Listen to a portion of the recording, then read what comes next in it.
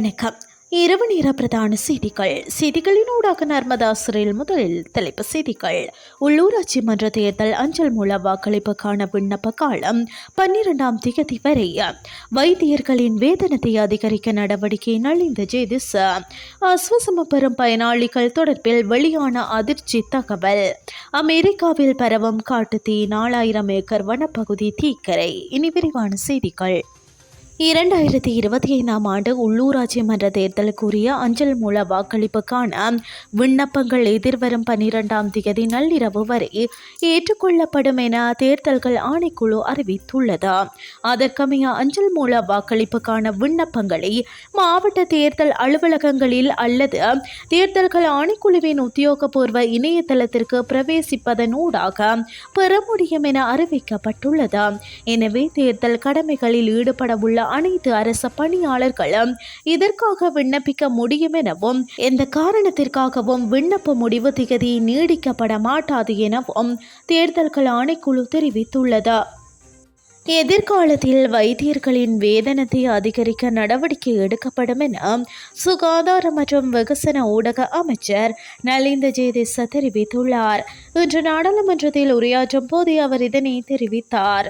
அதன்படி வைத்தியர்களுக்கான அடிப்படை வேதனம், மேலதிக சேவைக்கு கொடுப்பனவோ, விடுமுறை நாள் கொடுப்பனவோ, வருடாந்த வேதன அதிகரிப்பு மற்றும் உழைக்கும் போதான வரி செலுத்துவதில் நிவாரணம் வழங்கப்படும் என்றும் அமைச்சர் மேலும் தெரிவித்தார். அஸ்வசம கொடுப்பனவுகள் பெறும் குடும்பங்களில் சிலர் போதைப் பொருட்களுக்கு அடிமையாகியுள்ளதாக தெரிவிக்கப்பட்டுள்ளது. நாடாளுமன்ற வளாகத்தில் அமைச்சர் உபாலி பன்னிலகே தலைமையில் நடைபெற்ற கிராம அபிவிருத்தி, சமூக பாதுகாப்பு மற்றும் சமூக வலுவூட்டல் தொடர்பான அமைச்சர்கள் ஆலோசனை குழுவின் தொடக்க கூட்டத்தின் போதே இந்த விடயம் தெரிவிக்கப்பட்டுள்ளது. இதன்போது போதைப் பொருள் பயன்பாட்டிற்கு மாணவர்கள் ஆளாக்காமல் தடுக்க பாடசாலை மட்டத்தில் மிகவும் பயனுள்ள விழிப்புணர்வு திட்டங்களை நடத்துவதன் அவசியமும் இதன்போது சுட்டிக்காட்டப்பட்டுள்ளது. மேலும் அஸ்வசம கொடுப்பனவுகள் பெறுபவர்களில் கூட சிலர் போதைப் பொருளுக்கு அடிமையாகி உள்ளதாகவும் தெரிவிக்கப்பட்டுள்ளதுடன் இது தொடர்பில் நடவடிக்கை எடுக்கவும் முன்மொழியப்பட்டுள்ளது.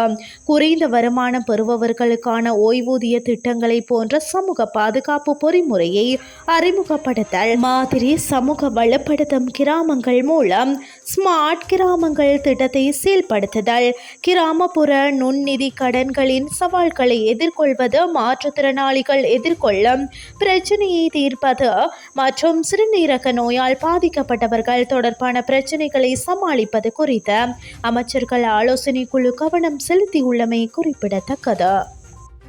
இனி வெளிநாட்டு செய்திகள். அமெரிக்காவின் வடக்கு கரோலினா மாகாணத்தில் கடந்த வாரம் ஏற்பட்ட காட்டுத்தீ அருகில் உள்ள பகுதிகளுக்கும் பரவ ஆரம்பித்துள்ளதாக அந்நாட்டு ஊடகங்கள் தெரிவித்துள்ளன. தீயை அணைக்கும் பணியில் 500க்கும் மேற்பட்ட தீயணைப்பு வீரர்கள் ஈடுபட்டு வருகின்றனர். இந்த காட்டுத்தீயினால் சுமார் 4000 ஏக்கர் வனப்பகுதி தீக்கரையானதாகவும் தெரிவிக்கப்படுகிறது.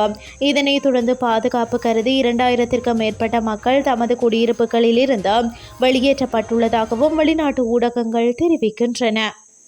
இத்துடன் செய்திகள் யாவும் நிறைவடைகின்றது. அடுத்த மணித்தியால செய்திகளை காலை 8:30க்கு எதிர்பாருங்கள். நன்றி.